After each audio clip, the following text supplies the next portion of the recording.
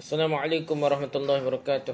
Alhamdulillah rabbil alamin wassalatu wassalamu ala asyrafil anbiya'i wal mursalin sayyidina Muhammad wa ala alihi washabbihi ajma'in. Rabbi shrah li sadri wa yassir li amri wa hlul 'uqdatam min lisani yafqahu. Amma ba'du. Kita semua balik tepi bahagian kitab Sabilul Muhtadin ini, kitab Siratul Mustaqim karangan Syekh Nuruddin Al-Jilani, ulama Aceh. Okey, masalah jikalau seorang syak pada membaca Fatihah dahulu daripada rukuknya. Dia syak tu sebelum rukuk ni. Atau syak ia pada membaca at-tahiyat dahulu daripada salamnya. Baca ragulah baca kedok tahiyat sebelum bersalam. Dibacakah ataukah tiada? Maka wajib ia mengulang membaca keduanya. Jadi wajiblah baca. Baca dulu lah sebelum rokok atau baca dulu sebelum salam. Dan demikian lagi wajib mengulang Fatihah dan tahiyat. Membaca tahiyat ia jika syak pada sama tengah membaca keduanya pada meninggalkan suatu dari kalimah daripada keduanya. Tak baca rasa syak ada meninggal ada sebahagian pada surah Fatihah, ayat Fatihah kau. Dia kena ulang lah. Tahiyat begitu juga. Itu wajiblah mengulangi membaca keduanya itu, tapi jikalau syak ia akan setengah daripada keduanya kemudian daripada sudah keduanya itu, maka tiada ngapa dah. Tapi syak lepas sudah dah. Lepas beri salam kau. Lepas tu rokok ke apa dak. Lepas tu main mikir aku baca ke dak, tapi biasanya baca hari tu mikir baca ke dak, mungkin ada gangguan syaitan, tipu daya syaitan, tipu syaitan. Jadi tak solat raya lah, tak apalah dah. Adapun barang siapa tiada mengetahui membaca sekalian Fatihah kerana tiada orang mengajari atau tiada mushaf. Jadi tak ada orang nak ajar Quran dia. Tak ada mushaf Quran. Jadi baca semaya ni boleh baca pergi mushaf. Dan benda ni boleh pergi handset lah. Ada kata pelik pergi handset tak boleh. Bida'ah ke apa kaitan bida'ah ni. Dia baca serupa lah Quran dalam handset dengan mushaf tu. Hak boleh baca serupa je. Konsep yang sama je. Jadi baca ketika semaya ni, kalau Fatihah tu dalam semaya wajib lah ada. Kalau tak erti baca Fatihah kan baca lah, kena tengok lah kan. Atau barang sebagainya, pentingnya boleh baca lah, tak kira lah guna radio, guna handset, guna gapo ke, asal aku boleh baca Fatihah. Maka wajiblah imam baca 7 ayat yang lain jikalau bercerai-cerai sekalipun. Kalau tak boleh baca Fatihah, baru baca surah-surah lain lah, walaupun ayat tu lain-lain. Tetapi jangan kurang hurufnya daripada huruf Fatihah, dia kata lah. Jadi sama banyak dengan surah Fatihah lah. Dan jika ia tiada mengetahui yang demikian itu, maka wajib ia membaca 7 bagi daripada zikir atau doa yang ada dalamnya perkataan akhirat. Jadi kalau nak baca, nak ganti, tak erti Al-Quran lain tak boleh baca juga, dia kena baca zikir. Zikir yang mana ada perkataan akhirat dengan sekira-kira sama dengan segala huruf Fatihah. Biar sama banyaknya surah Fatihah lah. Jua dah. Maka jika tiada ia mengetahui yang demikian itu, maka wajiblah ia berdiri sekira-kira sekadar Fatihah. Terus 3 sekadar dah. Baru masuk Islam. Maka paling kurang ia berdiri sepanjang selama mana sekadar baca Fatihah. Ni bagi orang tak ada arah lah. Yang pentingnya kena belajar usaha baca Fatihah lah. Rukuk yang kelima dia, rokok. Sekurang-kurang rokok yang yang berdiri itu tidak hingga sampai kedua tapak tangannya kepada kedua lututnya. Tunduk, bukan tidak tunduk sehingga sampai kedua tapak tangan pada dua lutut. Jadi paling kurang tangan sampai lutut ni. Tu panggil rokok ni. Maka syaratnya bahawa jangan ia menyahaja lain daripada rokok. Lagi dia kena betul lah niatkan nak rokok, bukan kerana cendeh korek jadi terrokok ni. Dah. Sembel ke apa sama jadi terrokok. Tak boleh, dia kena betul kerana niat betul nak rokok. Rukuk yang keenam tamakninah. Dalamnya iaitu berhenti dalam rokok sekira-kira tetap anggotanya. Rukuk yang ketujuh i'tidal. Jikalau pada sembahyang sunat sekalipun, iaitu bangkit kembali kepada berdiri betul. Maka syaratnya 2 perkara. Pertama, bahawa jangan ia menyahaja lain daripada iktidal. Niat betul-betul nak iktidal lah, bukan kerana nak cokek orang jetak bagi dah. Tengah rokok tu cokek jetak, tak sial dah. Maka jika bangkit ia sebab terkejut, maka iaitu tiada kafah, tiada cukup kedua syaratnya. Jangan ia melanjutkan iktidak itu terlebih daripada zikirnya sekira-kira qadar membaca at-tahiyat. Kerana ia rukun yang pendek. Jadi mazhab kita tekan bab ni dah. Jadi iktidak ni tak boleh panjang. Sekadar baca tahiyat. Tapi ada hadis Nabi kita panjang dah. Tapi tak apalah. Secara umumnya iktidak ni dia rukun yang pendek, bukan rukun yang panjang dah. Jadi ia tak boleh lama. Sepatutnya tidak boleh lama daripada rokok, daripada sujud. Dan tidak boleh lama daripada baca tahiyat, yang kata dah. Dan jika melanjutkan dengan sahaja lagi ketahui akan haramnya, maka batal semuanya ni. Kita kata over lah dalam sebahagian ulama mazhab kita ni, melampau kita kata dah. Siapa kau batas maya ni mesti ada dalil jelas dah. Tidak ke sedek tidak jelas mana mesti rukuk terpendek, siapa ke tahap mesti tak boleh panjang pada tahiyat ni, ada ke dalil. Jadi kita kata over lah. Tapi hak moleknya begitulah. Jadi rukuk dengan sujud tu lebih lama daripada iktidak dah. Tahiyat tu lebih lama daripada iktidak secara umumnya. Tapi siapa kebatal ni dah dalil lah dah. Tak pertah ke istilah rukun pendek pun dah. Biar jelas dalil batal tu dah. Rukun yang ke-8 dah. Tamakninah dalamnya iaitu berhenti dalam iktidak. Maksud iktidak tu kena tamakninah dah. Tak boleh pendek dah. Rukun yang ke-9 sujud sekurang-kurang sujud. Itu bahawa hendaklah dihantarkan setengah daripada kulit dahinya atau rambut yang tumbuh daripada dahinya. Tak mestinya dahi rambut. Tak apa hak tumbuh daripada dahi dia. Maka syarat sujud itu 8 perkara. Ada syarat sujud pula dah.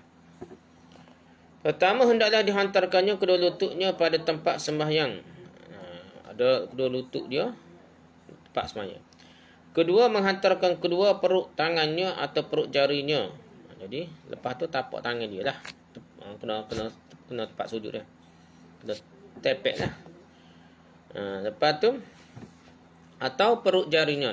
Ketiga, menghantarkan suatu suku daripada perut jari ke kakinya. Kakinya kedua seperti sabda Nabi SAW. Jadi kena dahi, tapak tangan dua, kepala lutut dua, ibu jari dah. Ibu jari lah kata lah. Sebahagian daripada perut jari kaki ikut lah. Dari mana. Tapi biasa ibu jari dah. Paling kurang dah. Biasa ikut lah. Tapi biasa hak kena latar dulu. Jari ibu jari berkori panjang depan dah. Paling kurang bagi ibu jari tu setuh latar. Dan kita kakak kaki dah. Ikut mazhab kita tak cukup lah. Kalau tak setuh tu tak jadi sujud lagi lah. Kerana Nabi SAW bersabda, umirtu an asjuda ala sab'ati a'da al-jabhah wal yadain wa rukbataini wa atraf al-qadamain. Ya, ini telah disuruhkan aku sujud dengan 7 anggota, iaitu dahi dan kedua tapak tangannya dan kedua lututnya dan segala perut jari kaki. Kena sujud itulah. Walaupun ada setengah khilaf kata dahi saja je. Tak wajib, tak sudut cara lah. Kita kena usul lah biar. Pasal ada hadis Nabi suruh ni. Dia ikut mazhab lain pun biar tentu tak ada dalil hadis kuat di mazhab kita. Ni tentu je lah Nabi suruh buat gitu. Kita tak sudut. Cuma kita bersangka baik ataupun tidak mudah lah nak jatuh hukum. Tak sah mana orang. Tapi di segi kita ni sungguh sendirinya kena usaha biar kena berlaku dah. Bahkan hidung sendiri sebenarnya mazhab Hambali termasuk dahi, dia kata. Sebab dalam hadis tersebut Nabi sebut dahi tunjuk ke hidung ni. Jadi mazhab dia kena wajib kena hidung. Jadi mazhab kita ni sunat lah. Tidak wajib pun tak. Kurang lah makruh kalau apa tak kena hidung ni. Tapi lah ni ada isu COVID dah. Pakai mask belakang dah. Jadi belah mana sujud tu? Jadi kita kena ambil mazhab lain lah. Tak senang ambil mazhab Hambali lah. Itu boleh lah. Hilang kemakruhan kerana ada sebab yang besar lah COVID dah. Kedua riwayat Bukhari dan Muslim ni. Perut jari kedua ke kaki kedua dah. Kedua kaki lah. Riwayat Bukhari dan Muslim. Keempat ada syarat keempat. Hendaklah bertekannya kepalanya serta dengan lehernya pada tempat sujud. Tekan lah. Jangan tak saja dah bersebab tu kena tekan dah itu tempat sujud. Kelima, jangan menyahaja lain daripada sujud. Maka jika jatuh ia lalu tersungkur pada tempat sujud, maka wajiblah ia kembali kepada iktidal semula. Maka ia sujud pula. Kena sujud semula. Kena bangun semula. Kena cokek ke orang. Kena cendeh. Kena cendeh tu pasal catuk. Catuk tu macam sujud dah. Jadi ia kena bikah bangun semula. Kerana dia turun tu. Kerana nak ke orang ke terkejut ke apa. Menyebabkan ia terus sujud tak sengaja. Sembel dah. Jadi dia kena bangun semula iktidal, kena sujud semula baru jadi ibadah. Tadi sujud tak sengaja dah. Yang keenam, syarat keenam sujud ni mengangkatkan meninggikan punggungnya daripada kepalanya, maka jika sama rata keduanya tiadalah kafar, jadi cukup sujudnya. Jadi biar pedahi dia tu, kepala dia lebih rendah daripada punggung dia lah. Dah. Tapi kalau ada tinggi gapo bukit gapo dah mana pun, kalau tidak sampailah kepala ia tinggi daripada punggung, tak apalah. Cukuplah sujudnya itu. Tapi jika ia sakit, maka sujud ia barang sedapatnya sajalah. Kalau sakit, sekat mana boleh. Dan jikalau tiada dapat ia menghantarkan dahinya melainkan di atas bantal atau barang sebagainya, maka wajib ia mengerjakan yang demikian. Itu jikalau jadi tinggi kepalanya sekalipun. Ni pendapat. Ada dalil ni, ada khilaf ni. Ni kata ni boleh lapik bata. Ada dalil hadis lain. Tak tahulah kuat setaman dalil tu. Kata Nabi tak bui bawa bata lah. Sujud kat mana mampu, tak payah setus latar, tak apa. Tak apalah, kita kira khilaf lah. Hak mana kita rasa mudah lah. Kalau kira je, ikut tu. Kalau tak boleh sujud pun buat isyarat ni. Macam orang main atas kerusi dah. Tak ada tak batal ke apa dah. Ia kira sekat mana boleh saja dah. Setengah tu Ismail boleh duduk, punggung tak terakak, ia tak batal. Tak ada pada mana. Pasal matlamat dia nak suruh dahi tu lebih rendah daripada punggung ni. Jadi tak perlu jugalah mau batal kalau ia tak mampu gitu dah. Ketujuh, jangan ia sujud atas sesuatu yang bergerak-gerak dengan geraknya tak kala berdiri ia atau duduk ia, seperti dihamparkan kain yang dipakainya pada tempatnya sujud. Maka jika ia sujud pada yang demikian itu dengan disengajakannya lagi diketahuinya akan haramnya, maka batallah semayangnya. Dan jika tiada dengan sengaja, maka hendaklah mengulangi sujudnya itu, tak jadi sujudnya. Jadi contohnya pakai serban. Ada serban tu panah ke apa, sekali ni serban dia sujud atas serban. Jadi mazhab kita pasal bergerak kan, bekah bangun bergerak dah serban hak kita pakai tempat pakai kita. Tiba-tiba kita buat lapik masa sujud tu, bermakna bergerak dengan kita lah yang dia kata tak boleh lah. Tapi bertentangan dengan mazhab Bukhari ke apa lah. Ada dalil mazhab lain kata ada dalil ni. Sahabat bagi tu Nabi tidak lari dah. Ketika panah menang, ada hak pakai tubuh mereka tu nak sujud tu dia melapik dah. Ada dalil lain lah. Tapi kita ni dalam kitab fiqh kita ni tak tubik. Dalil tu dia tidak bahas. Mungkin ada dalam kitab besar lah. Kita kecil-kecil ni. Kita bincang ni kecil pun ni. Tetapi jikalau ia sujud di atas sesuatu yang tiada bergerak dengan geraknya atau sujud di atas sesuatu yang tiada tinggi, jikalau bergerak dengan geraknya sekalipun, seperti kain yang tergantung atau kain yang pada tangannya atau kipas atau kain yang dipakainya, tapi jikalau ditindihnya dengan kakinya, maksudnya macam bukan pakai dia lah. Kain tu panjang sampai tubuh dia kata, tapi sampai kaki dia tinjuk dia. Maksud seolah dia macam sedadah, bukan lagi macam pakaian dia. Tindih dengan kakinya atau barang sebagainya, maka sahlah sujudnya itu. Tapi batal sembahyangnya jika kain itu yang dipakainya itu bertemu dengan najis. Jikalau tiada bergerak dengan geraknya sekalipun, kalau kena najis, seolah ditanggung najis lah. Gitulah. Ujung gitulah. You beli hadis-hadis ada tu, you sama ulama mazhab kita ni kata seolah-olah tidak mungkin dah. Tidak bergerak bersama-sama dengan semaya dah.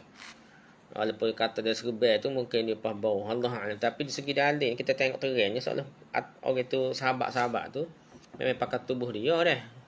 Masa sujud dia buat lapiknya kalau ikut zahir hadis ni. Tapi ulama mazhab kita you takwil lah. Gitulah macam setuh ketika semaya Aisyah Nabi setuh Aisyah setuh Nabi dah. Ada kata berlapik lah apa dah. Tapi kita tengok tegai hadis tu dah. Aisyah kata dia pergi tapak kaki Nabi. Dia cakap tapak kaki Nabi tu pakai kasut pula malam tu dah. Tengah tidur. Tanya macam-macam lah. Ada je belik lah masak kita. Mungkin dia tidur ke selimut lah ke apa. Dan kalau Aisyah tu Nabi pegang kuti ke pegang kaki Aisyah tu supaya alih kaki ni masa nak sujud. Ada hadis gitulah.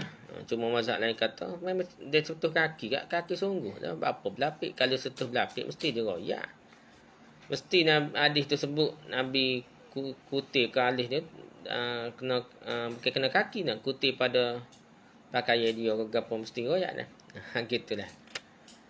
Tapi mazhab kita kata kemungkinan itu ada dah. Sebab yang pertahankan dalil kata dalil hak lebih kuatnya. Lah mesti menisak gitulah dah. Okay, yang ke-8 janganlah berlapik dahinya dan antara tempat sujud melainkan sebab uzur. Maka jika ada berbalut pada segala dahinya sebab luka atau barang sebagainya, maka takut ia akan mudarat pada menghilangkan balutan itu. Maka sujudlah ia di atas balutannya itu dan tiadalah qada semayanya itu. Tak perlu qada lah. Ia hak tak bolehnya. Sengaja kalau dia sakit, accident ke apa, sampai ke balut habis dahi dia. Doktor suruh balut tak boleh buat, doktor raya. Jadi dia sujud atas balut dia, tak apalah. Nak gan pasal dia bukan sengaja dah. Rukun yang ke-10, tamakninah dalamnya, iaitu berhenti dalam sujud. Habis itu syarat. Rukun dah. Rukun ke-10. Rukun yang ke-11 pula bangkit daripada sujud. Rukun yang ke-12 tamakninah dalamnya, iaitu duduk antara dua sujud. Jikalau pada sembahyang sunat sekalipun. Maka syarat duduk tamakninah itu dua perkara. Pertama, jangan ia melanjutkan zikir terlebih daripada sekira-kira pada kadar membaca Fatihah. Kerana ia rukun yang pendek. Jikalau dilanjutkannya dengan sengaja, lagi diketahuinya akan haramnya, maka batal lah semayangnya. Ini pendapat nak bahasa kita lah. Kalau kira dalil tak terai dah. Nak sapa semayang haram mesti terai dah. Sekadar rukun pendek. Ada hak Nabi cerita rokok lama tu dah. Sujud lama. Rokok lama itida pun lama juga dah. Semaya gerhana ke apa dah. Jadi nak kata batal tu tak adalah dah. Gitulah. Kedua, jangan ia membaca menyahaja dengan bangkitnya itu akan lain daripada duduk. Jadi jangan ia baca benda lain lah. Maka jika ia terkejut daripada suatu, maka tiadalah kafar, tiadalah cukup duduknya itu tamakninah. Kalau terkejut, dia terduduk tu dalam keadaan terkejut sebab bukan kerana sengaja, tak jadilah duduknya. Rukun yang ke-13, sujud yang kedua dengan segala syarat yang tersebut itu. Rukun yang ke-14, tamakninah dalam sujud, iaitu berhenti dalam sujud. Berhenti sebentar sekadar subhanallah setengah nama azab kita. Ada setengah nama kata sampai 3 kali subhan rabbiyal a'la, subhan rabbiyal a'la, subhan rabbiyal a'la tu paling kurang 3 kali baru tamakninah. Tak apalah, yang pentingnya kita kira tamakninah berhenti sebentar, jangan duk nampak pecah ayam mata. Rukun yang ke-15, duduk akan membaca tahiyat akhir, duduk untuk tahiyat akhir. Rukun yang ke-16, membaca tahiyat yang akhir. Maka sekurang-kurangnya seperti sabda Nabi SAW, at-tahiyatu lillah, salamun alaika ayyuhan nabi wa rahmatullahi wa barakatuh, salamu alaina wa ala ibadillahi salihin, asyhadu an la ilaha illallah wa asyhadu anna muhammadar rasulullah. Inilah tahiyat. Wai Umar ke apa ni, dia berapa riwayat, ada 10 selawat Ibrahimiyah ni. Cara baca begitulah. Tahiyat ni ada berapa? Ada banyak juga dah. Tak sampai 10 tak ingat dah. Tapi kalau selawat tu banyak lah, sampai 10. Ni riwayat Syafi'i dan Tirmizi. Syafi'i pun ada riwayat gini ni. Boleh kita baca at-tahiyatullah, salamun alaika ayyuhan nabi wa rahmatullahi wa barakatuh, salamun alaina wa ala ibadillah salihin, asyhadu an la ilaha illallah wa asyhadu muhammadar rasulullah. Boleh juga dah. Ataupun macam kita baca biasa, at-tahiyatul mubarakatuh, salawatut thayyibatullah, assalamu alaika ayyuhan nabi wa rahmatullahi wa barakatuh. Boleh juga dah. Ada sahabat tu ya masa Nabi hidup, assalamualaikum ayuhan nabi wa rahmatullah. Masa Nabi meninggal dia sebut assalamu ala nabi, ibu ya ayuhan nabi wa rahmatullah. Dia kata dulu masa Nabi duduk depan dan Nabi hidup, dia bacalah ya ayuhan nabi dah tak ada dah. Nah jadi assalamualaikum nabi tak ada lah alaika tu dah. Tak ada lah sebahagian sahabat Ibn Mas'ud kepada. Tapi sahabat lain terus ke alaika ayuhan nabi sebabnya itulah nabi ajar, tak kira nabi hidup tidak kau, sebab itulah nabi ajar. Rukun gitulah khilafnya. Rukun yang ke-17 membaca selawat ke akan Nabi sallallahu alaihi wasallam pada tahiyat akhir. Ni rukun lah. Dalam tahiyat awal sunat. Tapi itulah paling kurang Allahumma salli ala Muhammad. Tapi kalau kita baca macam Nabi aja, siapa perabih, siapa fil alamin annaka hamidum majid, boleh lah. Itu hak Nabi ajar dah. Nabi ajar ni tidak kira tahiyat awal tahiyat akhir. Kalau kira dan lepas baca tahiyat tu boleh baca selawat. Sepatutnya boleh baca lah, tak kira tahiyat awal tahiyat akhir. Bacalah doa tahiyat siapa ke selawat tu baca penuh lah. Selawat Ibrahimiyah kita baca sekala dari tahiyat akhir, tahiyat awal pun boleh baca perhabis. Walaupun khilaf lah mazhab Ambali tu Ibn Qayyim kata tak payah baca laksa dah. Allahumma salli ala Muhammad tak payah baca laksa, kata sekat tak ada sekat tadi lah kita baca dah makna Muhammad Rasulullah, maksud Muhammad Rasulullah kat tu bangun aja. Okay, tak apalah, kita molek bagi kita dua serupa dah, tahiyat awal tahiyat akhir baca tahiyat selawat perhabis. Rukun yang ke-18 salam.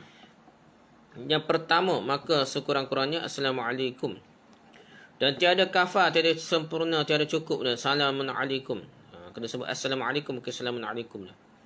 Atau assalamualaika, atau salami alaikum, salamu alaikum, atau salamullahi alaikum, atau salamu alaihim. Dan jika disengajakan yang demikian itu, maka batal lah semuanya. Dia kata batal sebab Nabi tak ajar dah. Dan kafar cukuplah dah dengan Waalaikumsalam. Tetapi makruh juga. Jadi Assalamualaikum dan Waalaikumsalam serupa je. Tapi tak molek lah. Nabi tak ajar gitu dah. Makruh juga dah. Dan syarat salam itu hendaklah ia membawa ada dengan berturut-turut. Membacanya dengan turut-turut lah. Salam itu baca turut-turut. Iaitu jangan berhenti antara assalamu dan alaikum. Jangan assalam. Maksudnya alaikum. Kita sebut assalamualaikum. Dan lagi hendaklah diperdengarkannya akan dirinya. Jadi paling kurang you kena dengar diri dia lah. Rukun yang ke-19 tertib. Iaitu diperiringkannya segala rukun seperti yang tersebut. Itu ikut terutil lah. Ketahui olehmu bahawa segala rukun sembahyang itu terbahagi atas 3 bahagi. Pertama, rukun qalbi, iaitu yang ta'alluq pada hati, iaitu niat. Itu rukun qalbi dah. Yang kedua, rukun qawli, iaitu yang ta'alluq pada lidah, seperti takbiratul ihram dan Fatihah dan tahiyat dan selawat dan salam. Itu rukun qawli.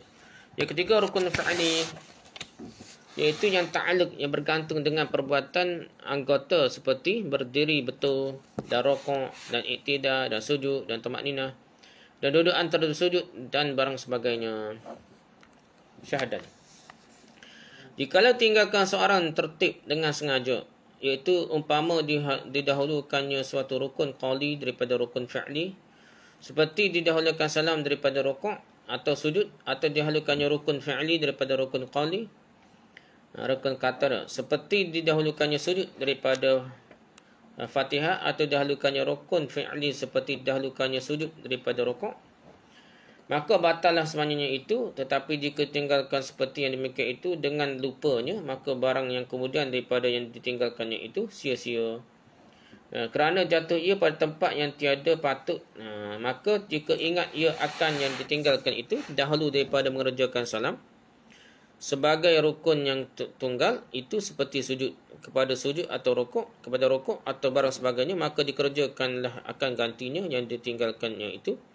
Maka jika tiada ingat akan yang ditinggalkan itu hinggalah sudah dikerjakannya yang sebagai rukun itu pada rakaat yang kemudian, maka jadilah sempurnalah dengan rukun itu daripada rakaat yang kemudian.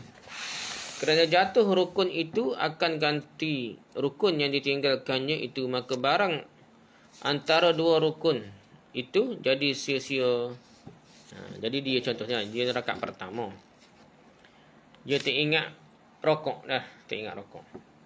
Lepas tu lepas sujud apa bangun untuk rakaat kedua ni. Lepas tu baru rokok dah. Jadi rokok untuk rakaat kedua tu sebenarnya baru rakaat pertama dia. Sebab dia tak rokok lagi dah. Gitu maksud dia dah. Jadi lepas ni kita tambah lagi rakaat lah. Lepas lagi tu.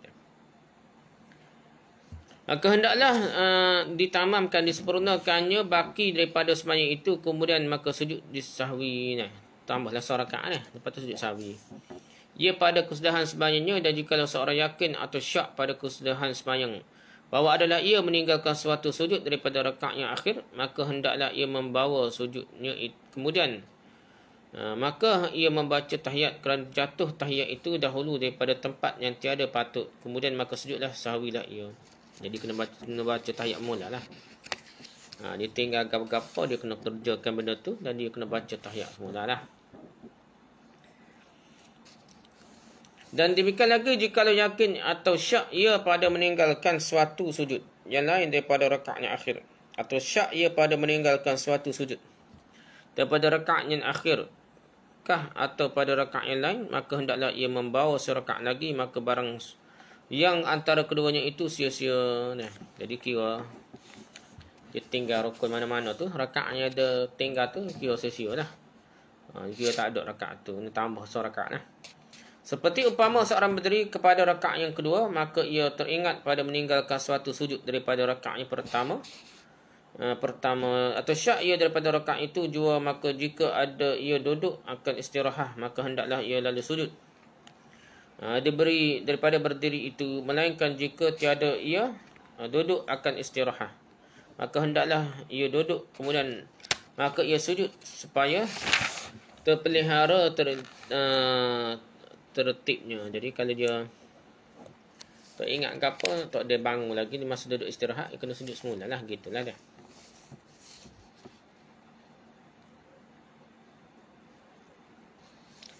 Dan demikian lagi jikalau seorang yakin pada meninggalkan sujud dan